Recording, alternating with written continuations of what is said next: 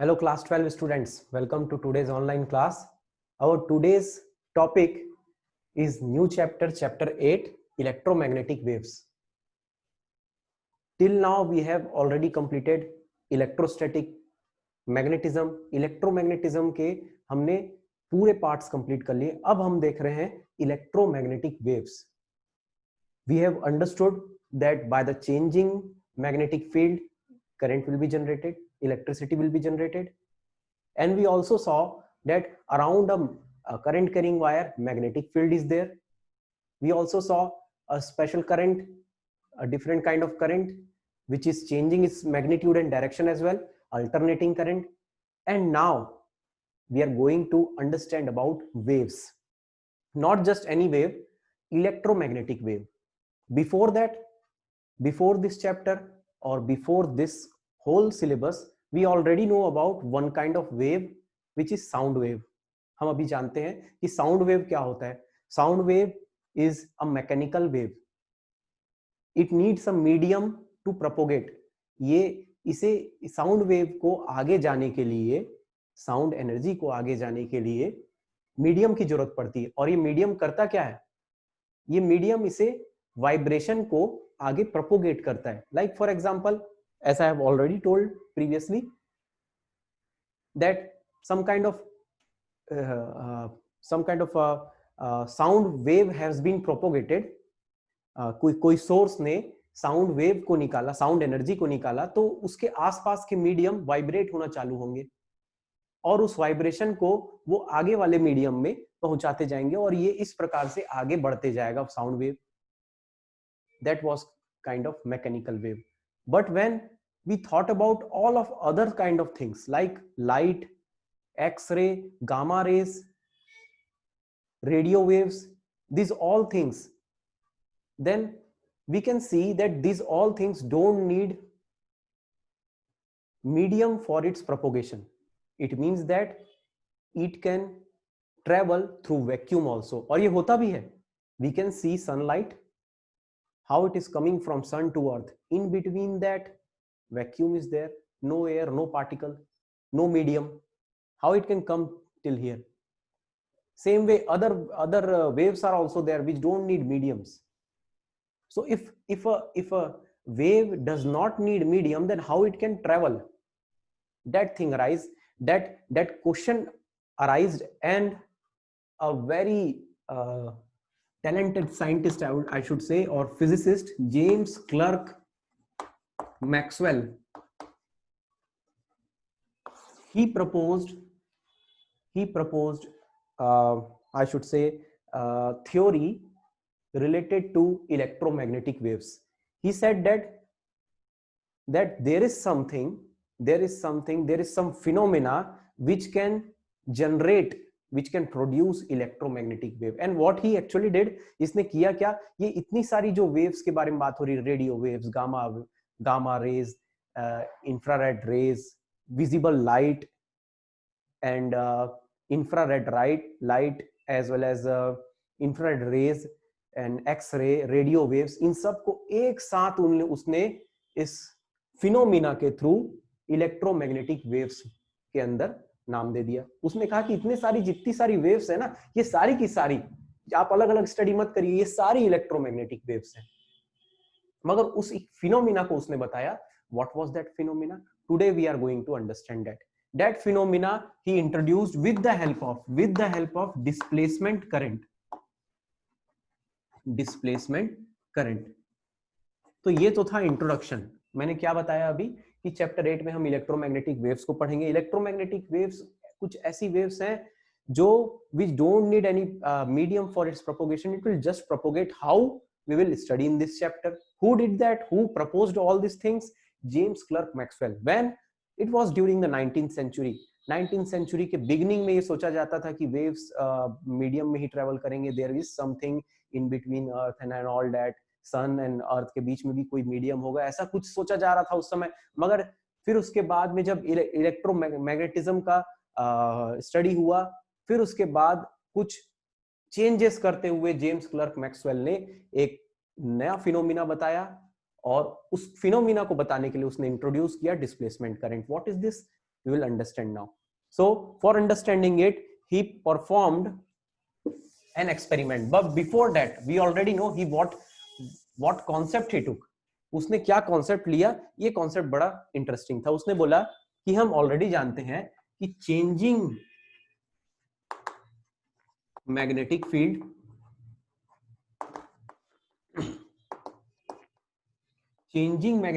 के कारण electric field generate हो सकती है. चेंजिंग मैग्नेटिक फील्ड के कारण इलेक्ट्रिक फील्ड जनरेट हो सकती है. चेंजिंग मैग्नेटिक फील्ड के कारण इलेक्ट्रिक फील्ड जनरेट हो सकती है. यस, इलेक्ट्रिक करंट जनरेट होता है तो of course electric field he generate हो रही है.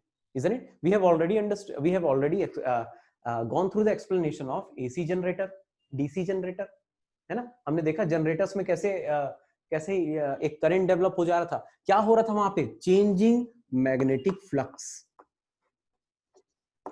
मैग्नेटिक फ्लक्स कैसे चेंज हो रहा था? बात याद आ रही है? मैग्नेट के सामने हमने मैग्नेट को मूव किया, सॉरी कॉइल के सामने हमने मैग्नेट को मूव किया था. मैग्नेटिक फ्लक्स चेंज हो रहा था, मैग्नेटिक फील्ड चेंज हो रही थी बोल सकते हैं. उसके कारण उसमें उस कॉइल में करंट डेवलप हो गया था, इलेक्ट्रिक फील्ड जनरेट हो रही थी.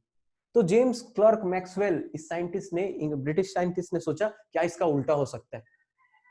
क्या इसका उल्टा हो सकता है? ही जस्ट थॉट दैट क्या इसका उल्टा हो सकता है कि changing electric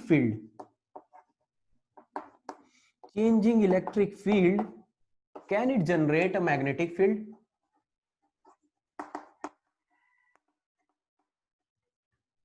In the beginning he thought that no, it may be possible or not, but he did an experiment. सोचो, इलेक्ट्रिक फील्ड को चेंज कर रहे हैं, इलेक्ट्रिक फील्ड या बोल लो इलेक्ट्रिक फ्लक्स को चेंज कर रहे हैं. इलेक्ट्रिक फील्ड चेंज होगी तो क्या चेंज होगा?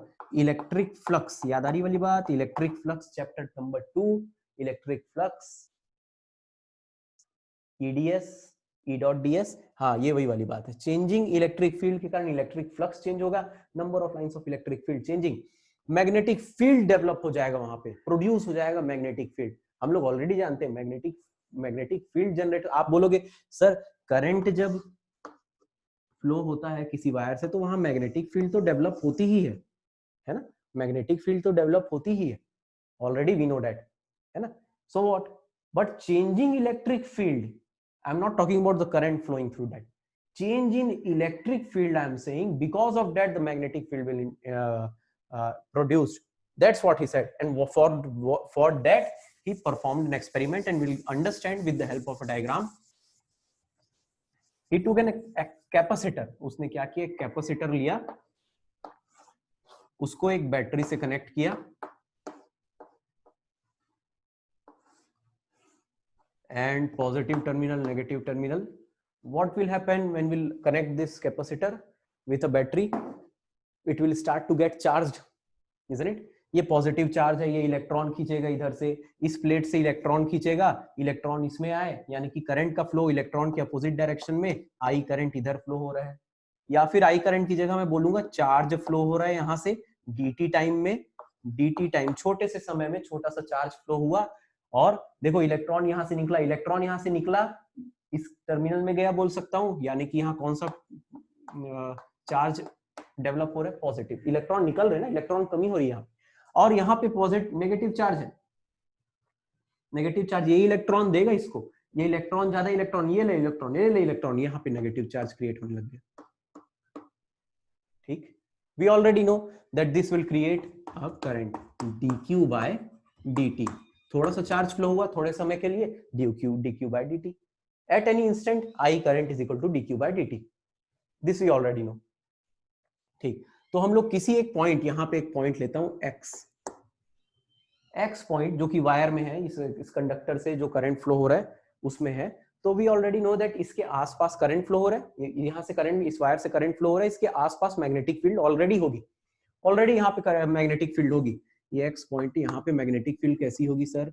सर्कुलर कॉन्सेंट्रिक सर्कल में ये मैग्नेटिक फील्ड होगी. चार्ज ऐसे फ्लो, जो करंट ऐसे फ्लो हो रहा, मैग्नेटिक फील्ड ऐसे होगी. राइट हैंड थंब रूल से हम जानते हैं ऑलरेडी. ठीक. उसने क्या किया? मैग्नेटिक फील्ड को चेक करने के लिए, कोई बात नहीं, उसने यहाँ पे एक कंपास रखा. कंपास डिफ्लेक्ट हुआ, देखो कंपास डिफ्लेक्ट हुआ, समझ गया मैग्नेटिक फील्ड है ऑलरेडी. यस, अब उसने सोचा, he thought that if magnetic field is here, then why not there must be something happening with these charges. उसने सोचा कि यहां पर देखो पॉजिटिव चार्ज क्रिएट हो रहा है, यहां पर नेगेटिव चार्ज क्रिएट हो रहा है, ठीक, पॉजिटिव चार्ज नेगेटिव चार्ज दोनों प्लेट्स के बीच में इलेक्ट्रिक फील्ड होगी, इलेक्ट्रिक फील्ड होगी, इलेक्ट्रिक फील्ड है, ठीक है। अब उसने क्या किया, इसी कंपास को यहां पे रख के देखा, इसी कंपास को यहां इस पॉइंट y पॉइंट पे रख के देखा, x पॉइंट पे देखा, पास में मैग्नेटिक फील्ड है, वायर उसके पास में मैग्नेटिक फील्ड है, यहां पे उसने देखा इलेक्ट्रिक फील्ड है। देखो इस वायर के अंदर इलेक्ट्रिक फील्ड है, इस कंडक्टर के अंदर इलेक्ट्रिक फील्ड है, इसी कारण उसके आसपास मैग्नेटिक फील्ड थी, ठीक, ओके। अब देखो यहाँ पे y पोजीशन पे, y पॉइंट पे इलेक्ट्रिक फील्ड है, यहाँ पे उसने जब मैग्नेटिक फील्ड, यहाँ पे मैग्नेटिक नीडल को रख के देखा, यहाँ पे मैग्नेटिक नीडल को रख के देखा यहां पर, तो वो जब मैग्नेटिक नीडल को यहां पे रख के देखा तो उसे पता चला कि यहां पर भी मैग्नेटिक नीडल डिफ्लेक्शन दे रहा है, और इस मैग्नेटिक फील्ड के कारण नहीं सर, ये इस मैग्नेटिक फील्ड ने यहां पे इसको डिफ्लेक्शन दे दिया, जितना डिफ्लेक्शन यहां हो रहा था उतना ही डिफ्लेक्शन यहां हुआ, यहां पर भी उतना ही डिफ्लेक्शन हुआ जितना यहां पर हो रहा था। मतलब इसका मतलब यहां पे जितनी मैग्नेटिक फील्ड है उतनी ही मैग्नेटिक फील्ड यहां भी है। उसने बोल दिया यहाँ पे तो इलेक्ट्रिक फील्ड है ही, we already know that, capacitor के बीच में इलेक्ट्रिक फील्ड होती है, वी ऑलरेडी नो दैट, मगर उसने बोला यहाँ पे मैग्नेटिक फील्ड भी है, और उस फिनोमिना को समझाने के लिए उसने ये बात बताई, क्या बात बताई, कि जब एक कैपेसिटर शुरू में बैटरी से कनेक्टेड होगा तो वो चार्ज लेगा और चार्ज होते जाएगा। अब सोचो ये थोड़ा सा चार्ज हुआ, अब और चार्ज होने के लिए उसको थोड़ा सा और मेहनत करना पड़ेगा, और मेहनत करना पड़ेगा, मतलब देखो पॉजिटिव चार्ज और पॉजिटिव चार्ज होना है ना, पॉजिटिव चार्ज से इलेक्ट्रॉन निकलना और कठिन होते जा रहा है, मतलब यहाँ पे जो चार्जिंग होगी या इस कैपेसिटर में जो चार्जिंग होगी वो वेरिएबल होगी, वेरिएबल। देखो यहां से इलेक्ट्रॉन निकला, पहला इलेक्ट्रॉन निकला यहां गया, दूसरा इलेक्ट्रॉन निकला, आप सोचिए वहां पे पहले से पॉजिटिव चार्ज थोड़ा सा क्रिएट हो गया, निकलने में थोड़ी कोशिश और लगेगी, है ना, थोड़ा मेहनत और लगेगा, समझ लो वर्क डन और करना पड़ेगा। इट मींस दैट अब चार्जिंग थोड़ी कम होगी, मतलब flow of charge is not going to be continuous, या फिर ये बोले flow of charge is not going to be constant, यानी कि इसकी चार्जिंग वेरिएबल होगी, इसकी चार्जिंग चेंज होगी, इस कैपेसिटर की चार्जिंग जो होगी, मतलब ये चार्जिंग मतलब इसमें पॉजिटिव चार्ज आना जो होगा ये धीरे धीरे धीरे धीरे कम होता जाएगा, यानी कि मैं बोल सकता हूं इलेक्ट्रिक फील्ड जो इसके अंदर डेवलप हो रही होगी, इलेक्ट्रिक फील्ड चेंजिंग होगी, इलेक्ट्रिक फील्ड चेंज होती हुई होगी, चेंज होती जाएगी, इस इलेक्ट्रिक फील्ड की जो वैल्यू होगी वो चेंज होती जाएगी, और उसके कारण जेम्स मैक्सवेल क्लर्क मैक्सवेल ने बोला कि चेंजिंग इलेक्ट्रिक फील्ड के कारण मैग्नेटिक फील्ड जनरेट होगी, he said like that, changing electric field के कारण मैग्नेटिक फील्ड जनरेट हो रही है, यहाँ पे मैग्नेटिक फील्ड जनरेट हो रही है, वो सोच he proposed like that, but he at that time when he proposed all this things, उसने ऐसा कहा कि मैग्नेटिक फील्ड जनरेट होगी, it was like just a theory, no base on it, everybody thought that how could this happen, ऐसा नहीं हो सकता, है ना, then he took the help of ampere circuital law, ampere circuital law, उसने बोला चलो कोई बात नहीं, नहीं मानते आप, यहाँ पे नहीं होगा, चलो कंपास तो मूव कर रहे हैं, yes they said everybody all the world said yes compass move कर रहे हैं, मैग्नेटिक फील्ड है, मान लेते हैं कंपास मूव कर रहे हैं, मगर how you can prove that changing electric field can generate magnetic field. तो उसने बोला अच्छा मैग्नेटिक फील्ड में इलेक्ट्रिक फील्ड में चेंज आ रहा है क्योंकि चार्जिंग हो रही है, इलेक्ट्रिक फील्ड में चेंज आ रहा है और मैग्नेटिक फील्ड भी वहां पे है, सो ही सेड दैट हमें एम्पियर सर्किटल लॉ बोलता है कि BDL is equal to mu naught into I।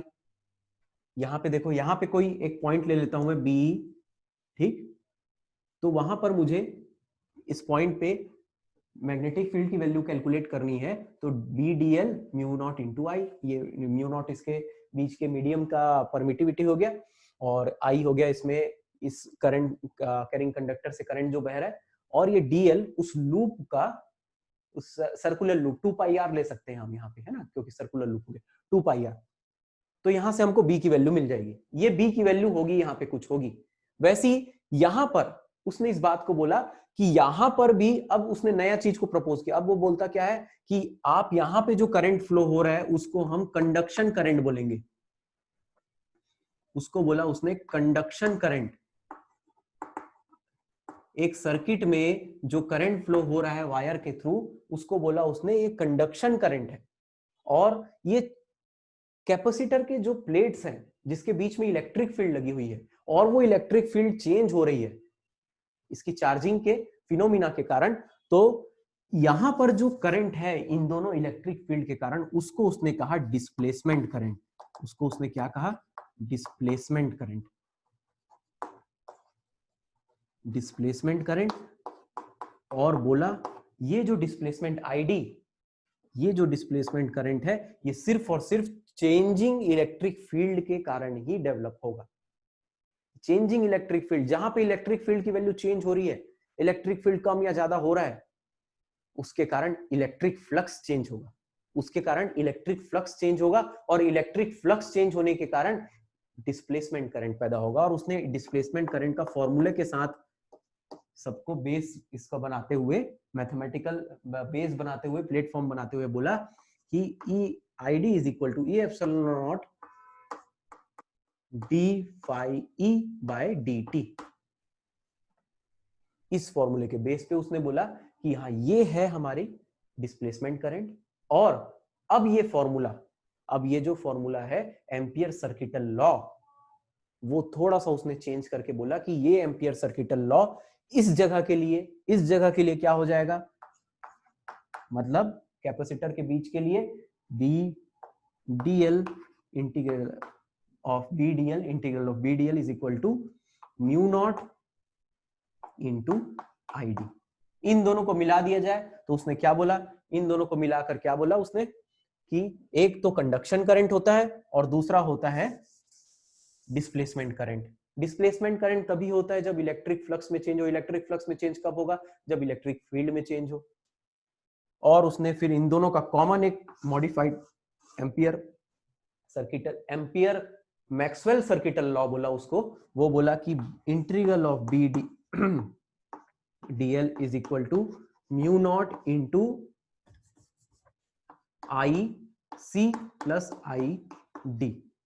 अब देखो ध्यान देने वाली बात, आईडी की वैल्यू क्या निकाला उसने? उसने बोला आईडी की वैल्यू आप ले लो e epsilon not d phi e by d t. तो ये बनाया उसने नया इक्वेशन। और उसने बोला कि yes there is magnetic field developing because of the change in electric field.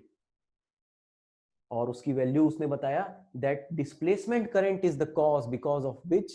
अब आप जानते हैं हम लोग, है ना, डिस्प्लेसमेंट करंट है तो अब यहाँ पे करंट है तो मैग्नेटिक फील्ड है। उन्हीं की भाषा में बताया। आपको मालूम है कि करंट फ्लो हो रहा है तो मैग्नेटिक फील्ड होगी आसपास। तो चलो उसी भाषा में आपको समझाता हूं। उसने बोला यहां पर भी इलेक्ट्रिक फील्ड है, इलेक्ट्रिक फील्ड है मतलब यहां पर भी एक करंट फ्लो हो रहा है, मगर वो दिखे, वो उसको एक कंडक्टर की जरूरत नहीं है, वो कन्वेक्शनल टाइप का करंट नहीं है।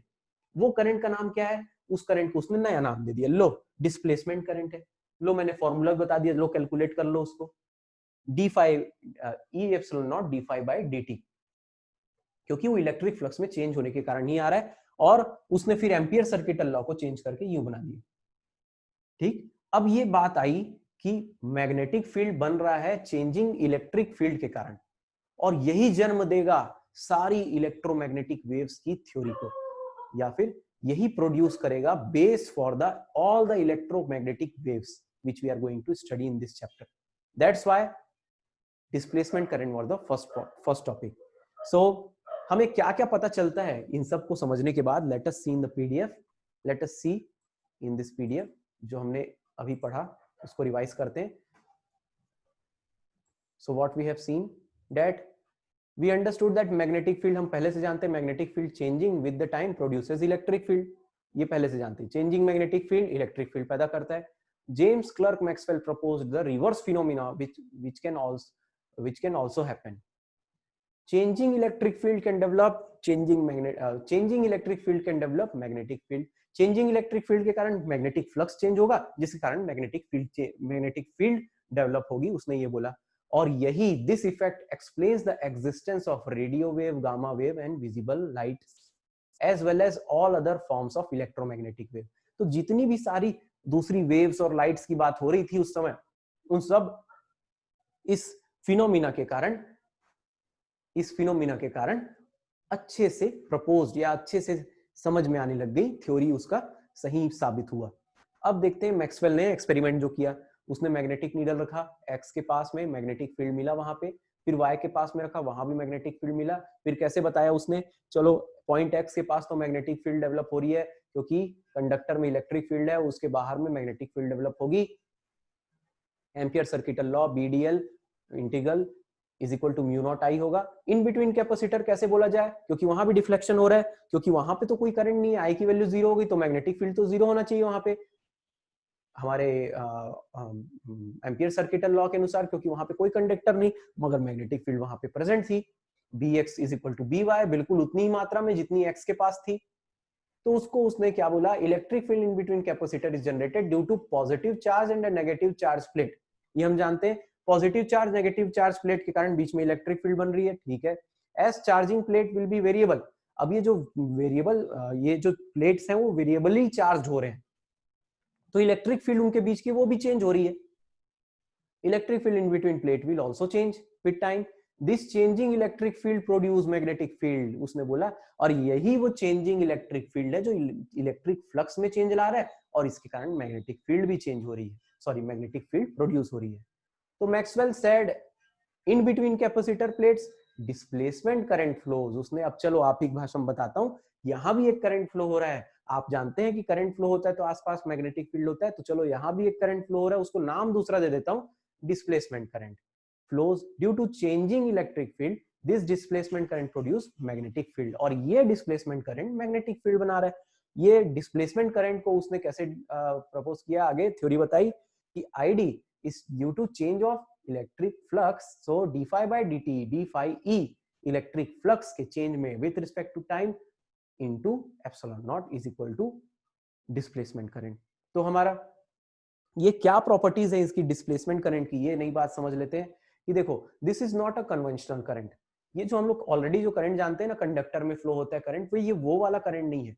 It produces magnetic field, that's why it is called a current. देखो, करंट के कारण मैग्नेटिक फील्ड बनता था, हम पहले से जानते हैं। अब यहां भी मैग्नेटिक फील्ड मिला, इसलिए हम लोग इसको एक करंट बोल रहे हैं, इसलिए हम इसको एक करंट बोल रहे हैं। आप ये ना समझे कि ये बिल्कुल फ्लो हो रहा है, कि बीच में कोई बीच में कुल कैपेसिटर प्लेट के बीच में जो मॉलिक्यूल्स है उसके बीच में करंट का चार्ज का फ्लो हो रहा है। No, it is not like that. Electric field is there but conventional current is not flowing, I current is not flowing, ID is there, that proposed thing is there. It exists only when there is a change in electric field या electric flux. Yes, it is true. ये change in electric field बंद होगा, current ये वाला बंद हो जाना है, मैग्नेटिक फील्ड भी वहां पे नहीं दिखेगा फिर। It does not exist under steady condition. हाँ बिल्कुल सही, वही बात हुई, यहाँ पे चार्जिंग होगी, यहाँ पे चार्जिंग होगी, अब कोई किसी प्रकार का इलेक्ट्रिक फील्ड में कोई चेंज नहीं आ रहा है, it means that it will not exist at that time. Then together with the conduction current, displacement current satisfy the property और continue। ये बड़ी बात बोल दी। देखो, बीच में गैप था, प्लेट्स के बीच में गैप था, ठीक।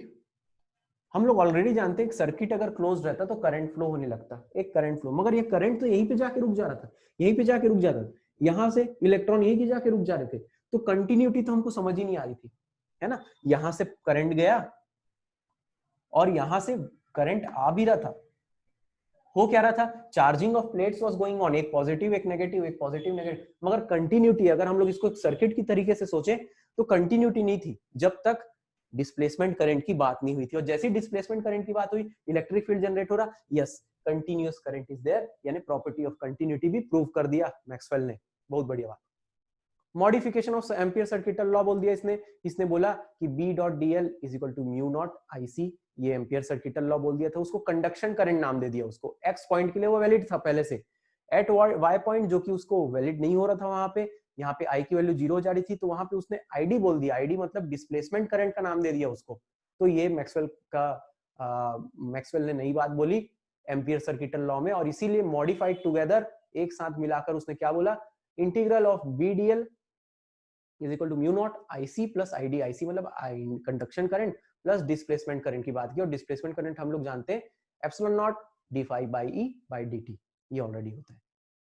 तो ये तो बात हुई मैग्नेटिक फील्ड की, जो जनरेट हो रहा है चेंजिंग इलेक्ट्रिक फील्ड के कारण, चेंजिंग इलेक्ट्रिक फील्ड के कारण मैग्नेटिक फील्ड डेवलप हो रहा है। और क्यों? क्योंकि उसके बीच में क्या चल रहा है यहाँ पे, डिस्प्लेसमेंट करंट, और यही है सारी थ्योरी को जन्म देने वाला क्या, electromagnetic waves. So now in our next topic, in our next class we'll understand about electromagnetic waves. Very interesting topic, very interesting kind of theoretical part is going to come. You will come to know more number of electromagnetic waves.